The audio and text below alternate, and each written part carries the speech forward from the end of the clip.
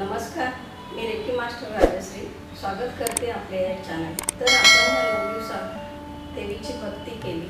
सगळं कसं अद्भुत आणि आनंदित आहे। नवरात्रीचा आज 9वा दिवस। 9व्या दिवशी सिद्धिदात्री देवीची पूजा केली जाते। ही देवी म्हणजे सिद्धी आणि शक्ती देणारी आहे।